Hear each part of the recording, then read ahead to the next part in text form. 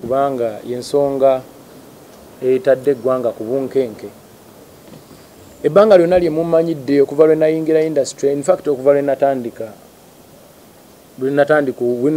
okutegeera sibadde muntu wa buvuyo, sirina buvuyo. Ekyo kiyinza okutegeerekeka okuviira ddala ku bigambo byenjogera. Bwe muddayo ne mutandika okugoberera ebigambo byenjogera, interviews enkola, nkozesa nnyo ekigambo yes man and one love. Bye bigambo byange kuva dda. Yes man and one love. Era nga nyina ensonga lwaki ebigambo ebyo mbikozesa. Ebbanga lyonna bw'oddayo okuviira ddala mabega ebigambo ebyo bikozesa nnyo. Kitegeeza ngezaako okubanga nfuba nnyo okulaba nti siwakana na bantu, siwakanya bantu, naye nsobola okuba challenginga mu ngeri emu oba endala in case of any agreement or disagreement. I do believe in freedom of speech. I do believe in peace and unity. Ate nzikiririza nnyo era mu buntu bulamu n'obuntu. So saagala nnyo kukyokooza abantu mbalekera eddembe lyabwe. Naye this time around nali njogera n'omuntu bwe tuwagira Bobi Wine. Wanze ndi muntu wa Bobi Wine mwagala nnyo ng'omuntu. I like am a fan. Kuviira ddala nga ndi muto era naye akimanyi. Kino kyenjogera akimanyi. So nzize nfuna misunderstandings ne Bobi Wine kuviira ddala nga ndi mu Firebase era nga ze zimu ku nsonga ezanzijayo. Saava mu Firebase nti nno nali njagala nnyo naye era zaali misunderstanding. Saasobola kuvayo nenzigamba muntu yenna nakyesigaliza era nensigala nga ngaba respect lwa nsonga muwe ekitiibwa. Not because nti mutya, muwe ekitiibwa. Byanjawulo okutya n'okuwa respect. I do only fear God. But I respect human beings. I respect people. And I fear God. So sirina nsonga lwaki mba pretendinga n'okulimbalimba. I don't fear people. I fear God. Ndowooza omuba mukakasa bulungi nti kituufu omusajja mwagala. Naye nali njogera n'omuntu bwe tumwagala. Era tufuna nnyo enkaayana n'oyo omuntu gwe nayogera naye nandikodinga. Ngera tukaayana ku muntu y'omu kuba tumwagala. Tyane wano alimbamu. Wano yagiza ati nedda tugira tutize enkaayana tuzikola n'abantu ab'enjawulo. Mu private calls zizaffe. Naye this time around omusajja yandikodinga n'ata voice note. Agamba mbu yali ayagala giweereza Bobi agiwulire tusolovinga ensonga ye bw'agamba.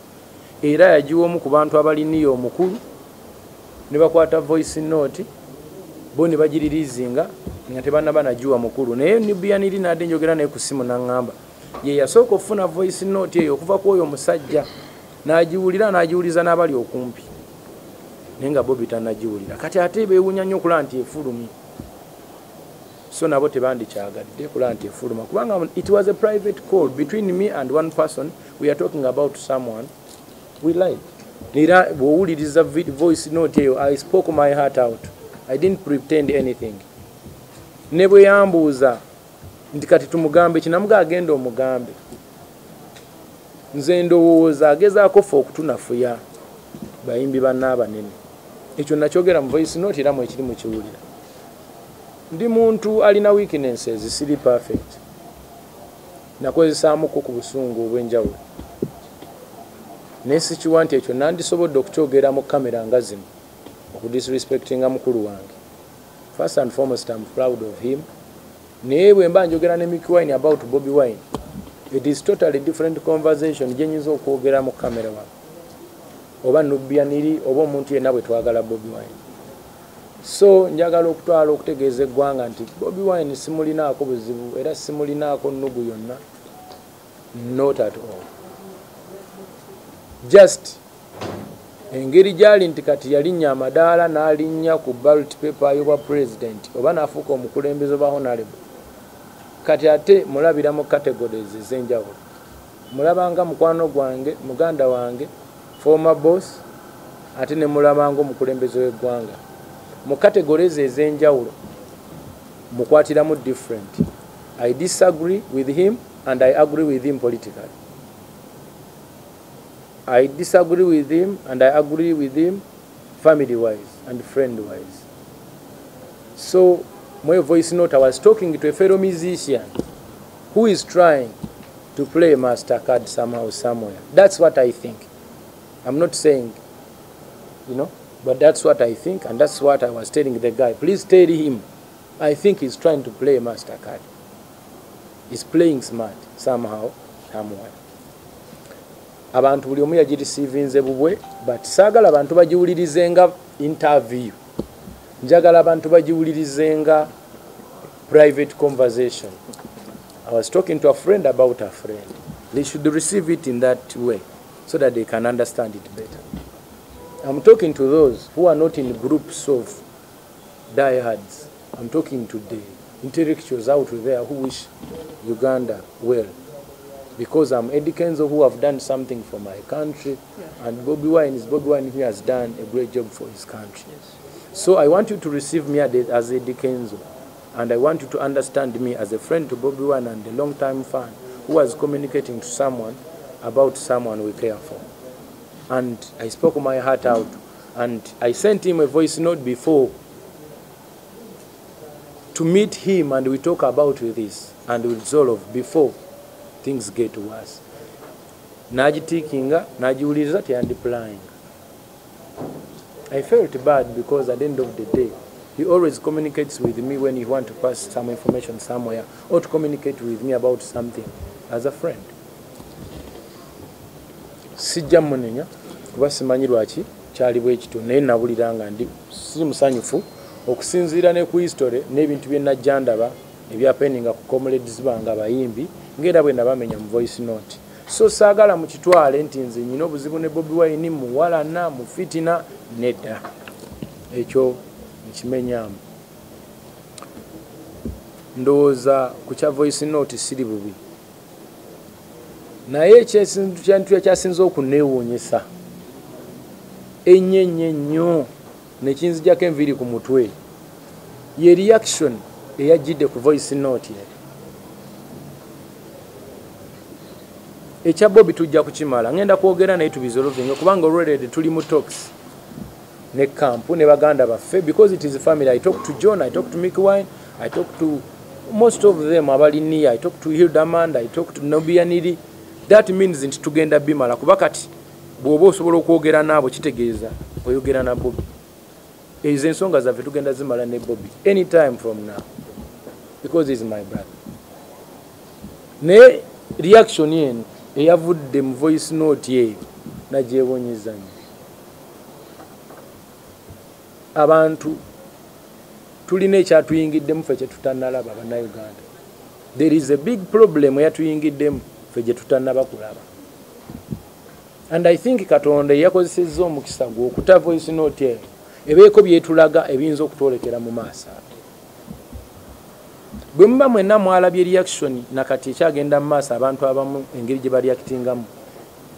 If you understand what is happening, then we are in trouble. This is not how Uganda should be. There is a reason why we were born in this country. We are born in this country to make sure nti tuwongerako si kutoolako. Ebirungi byenkoledde Uganda mu bimanyi.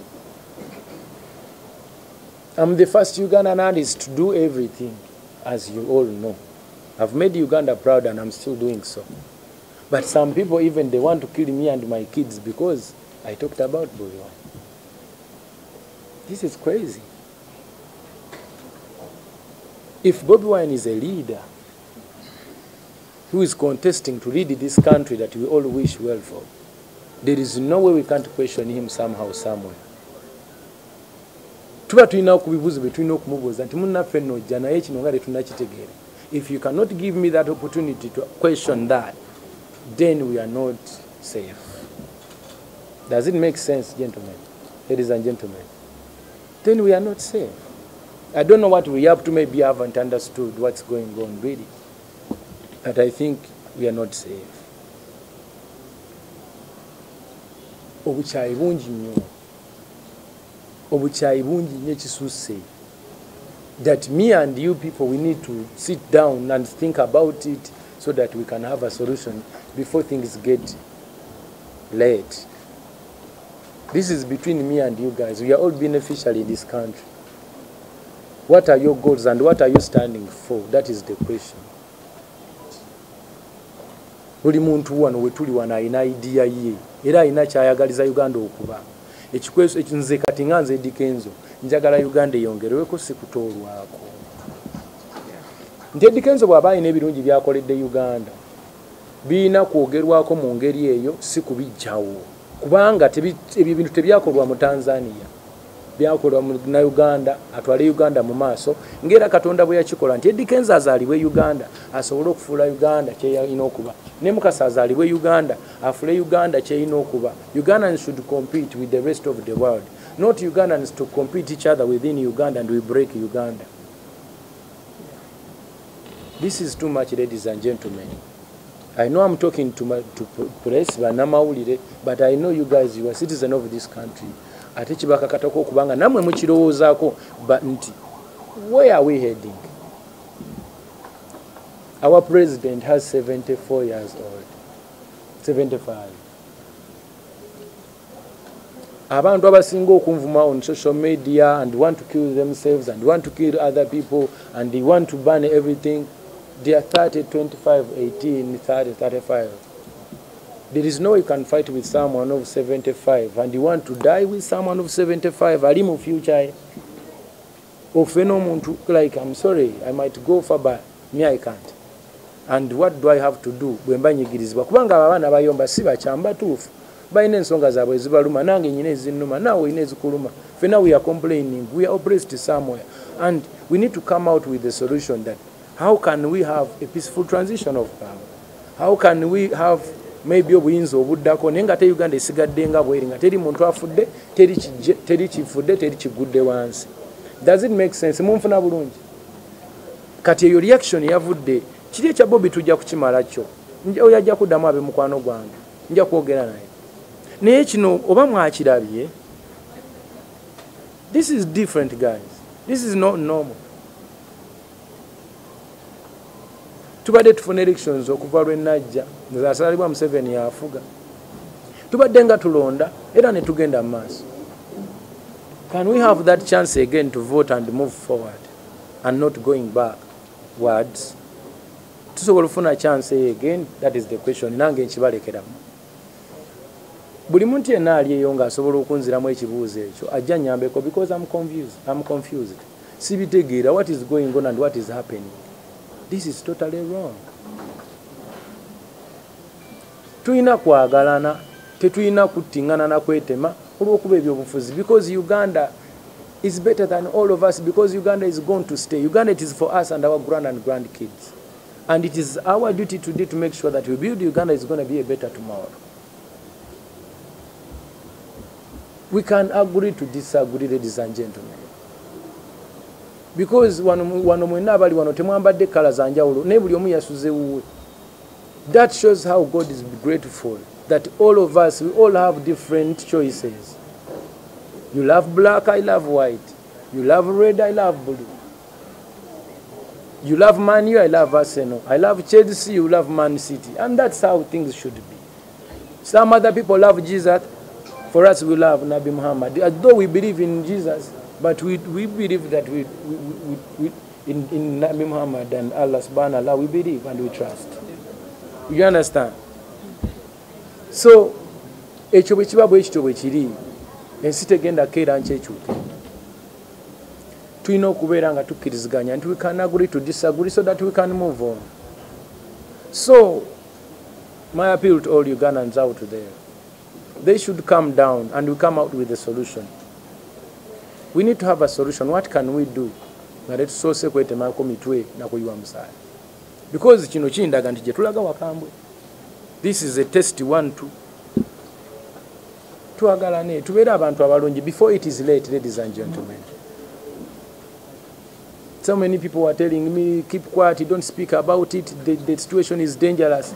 But I rather die today, me as Eddy Kenzo, and people get to know the real picture that is going to happen tomorrow, instead of many millions people die. tomorrow. I rather die. Nze kati nsobola okufa nenfuuka ekyokulabirako eri eggwanga lyonna nti bannange twetereeze bino kati si byangu. So I cannot keep quiet because it is my responsibility as a citizen of Uganda to express my view and what I see ahead of us. So sijja kwogera bingi naye nze ndi munakuwavu era simanyiwa gye tulaga senga tubadde tukyusizza nkola eno. Tuli basseruganda, tuli baluganda, twandikwataganye bulungi nnyo ne tusobola okutambulira ewamu nga tukkiriziganya oba obutakkiriziganya naye ne tukkiriziganya obutakkiriziganya.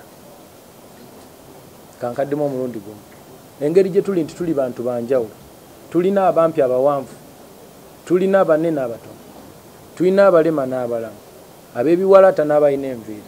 We have to respect God and respect the different choices that God put in us. We have different feelings. And if we cannot respect that, then we are going to kill each other and we are going to finish this country. Thank you for coming, ladies and gentlemen.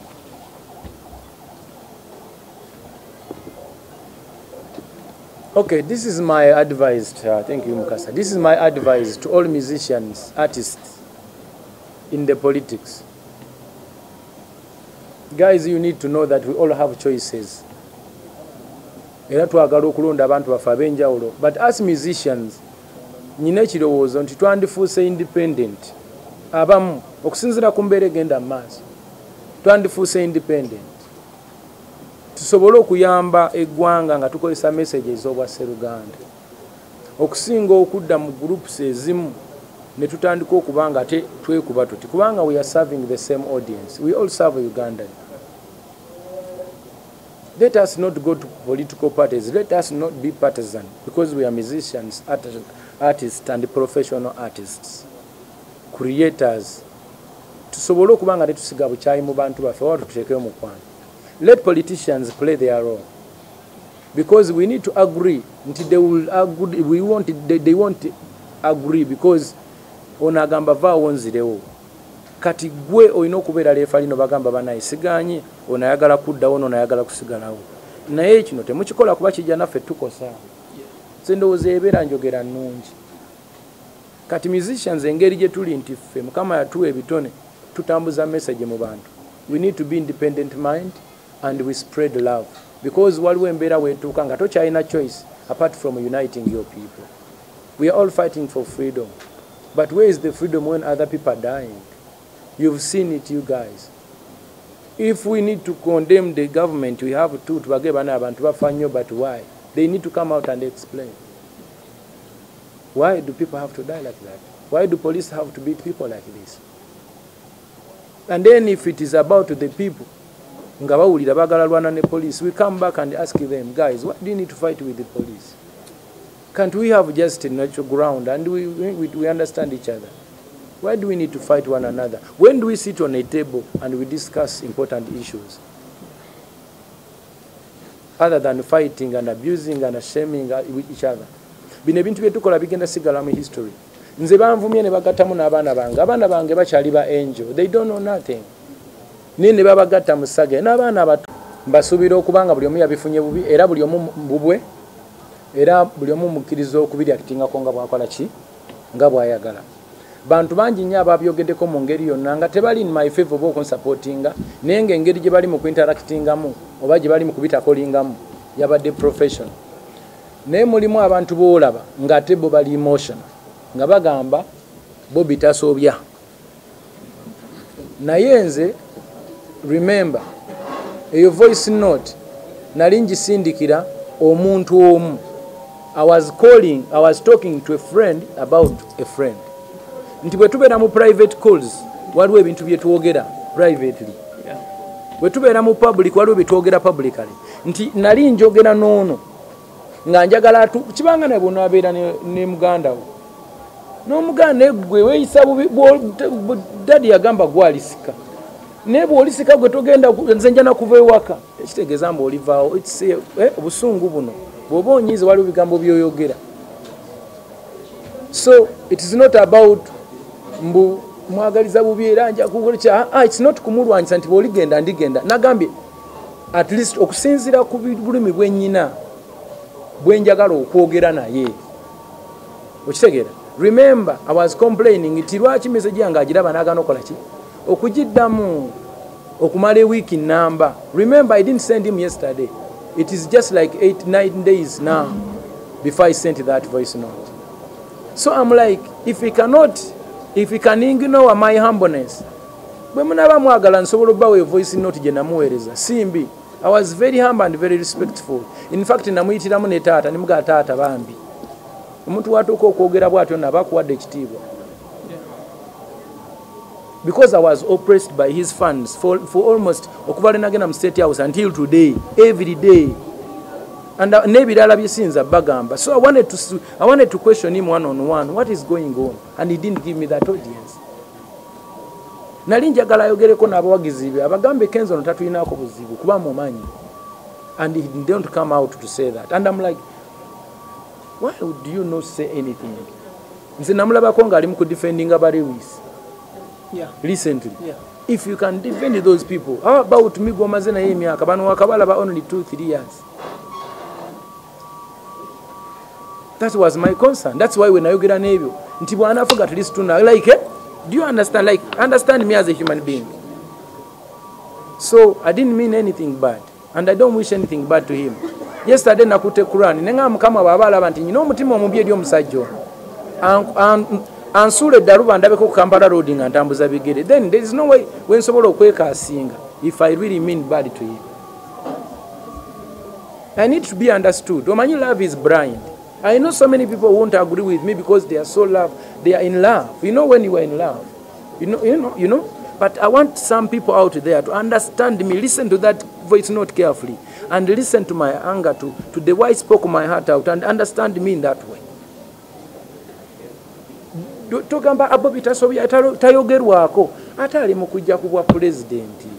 Bwana aba tayogerwako tasobya takola ki. Then what country are we going to have in the future? Let's be honest. So, chicho, omulala? Message kijowa Bobi Wine ng'omuyimbi ayingira mu byobufuzi era wasuubira otya public okureactinga ku message eyo ku ddoboozi eryo. Wejjusa bye wayogera mu ddoboozi eryo. First and foremost, nejjusa okuba nti nno nabyogera n'omuntu atali mutuufu. Naye sejjusa kubyogera. Wabula nejjusa kubyogera na muntu mukyala. Nalibadde musanyufu senga nabyogera na Bobi yennyini. Nfuna okuba nti nno kyalinkinga mu public nayisibwa bubi kubanga somehow somewhere kiraga weakness ya muganda wange ate gye sandyagadde ebeere mu public. Nfuna bulungi. Ekirala badde agambye ki? Amagezi genyinza okumuwa nze nganzi mbadde nsaba akontrolinga abawagizi be as a leader, future leader, abeere exemplary, aleme kubeera nga bano basajja batukuba miggo buli lunaku, aleme kubeera nga bano ate betwagala winaffe betutali bamativu nabo. If we cannot control these people today, will he control his army when he has conflicts with another country? Maybe any other person. Like I'm being real and being frank, no matter what happens next. Doesn't make sense. So, akosoko controlling bana bamuwagira bagambe guys, doesn't work like that. Let us be different from the other people. I'll be grateful and I really wish him all the best.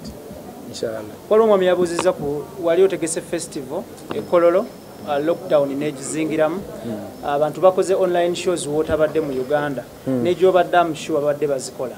So mwami One Vision yebuza about oinanteekateeka ki eri abawagizi mu mbeera eno nga bakyagalidde ebivulu. First and foremost, ekirooto kyange kyali kyakola festival kuleka nkukolayo ekintu nange ebyendaba ebyo bye bakola bayimbi bannange ewaabwe nga bamaze okwachivinga big, because I'm here to inspire. So many people benefit for what I do. They even become more successful than me, and that's my dream. Nze ekirooto kyange kukola bintu abaliddawo babikole n'okunsinga bo bafune munnyo, kubanga I believe if we promote peace and togetherness, and we believe in one another, togetherness, unity, together we can, and Uganda tomorrow is going to be a better place. So ndowooza ensi ejja kuba more developed, ate era abaliddawo we balidde ababinakola bagenda bikola even more advanced, and it will be great. That is my goal. Nandyagadde okukola festival ye Kololo kubanga etegeeza kingi nnyo eri nze n'abaana abaliddawo ban'abantu abaliwo. Nze saagala kubeera mulungi omu. Essaala yange eriemu nti nsaba Mukama byonna bye nkoledde Uganda abaana bajje babikole n'okunsinga emirundi nga 15. That's what development means. Development does not end on me. Any successful person without a successor is a failure. So nandyagadde sheebeeyo naye olw'emivuyo egiriwo gino n'amaanyi ganzigwamu naye nga kye nandyagadde okulabako. So we have to first fight for freedom and peace within us before even we think about anything else. And then we start thinking about the next move. Buli kimu ekinaba kitambudde bulungi nga bannayuganda bali peaceful beeyagala, then everything is going to happen. But if we continue like this, this is what called hooliganism. Saagala tubikkirire. Kubanga nze nandyagadde nnyo okulaba ku president omupya. Ekyo kirooto kyaffe ffenna tuleme kwebuzaabuza. Naye bw'amanga agenda kujja bw'ati.